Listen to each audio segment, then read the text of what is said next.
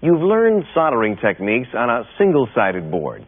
Now we'll show you how to solder components onto a double-sided board with plated through holes.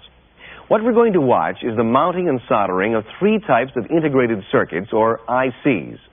First is the dual inline pack, or DIP, with 2 rows of formed flat leads. To make the leads fit the holes, each row must be slightly bent to assure a proper fit. Then it's mounted on the board. Note that this board has plated through holes.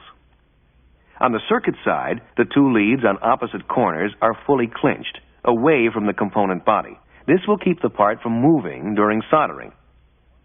The leads are small, so the 1/16-inch iron tip will be used. Its size and mass will be well matched to the joint. In soldering, notice how the iron skips around.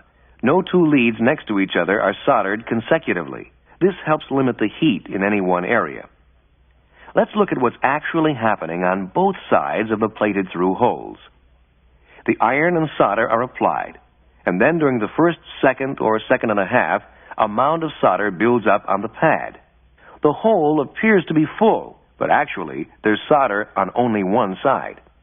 When you continue to hold the iron there, you'll see that the solder pool drops all of a sudden as it flows through the hole and wets the pad and lead on the opposite side. Then you need to add a little more solder to mound it up on top.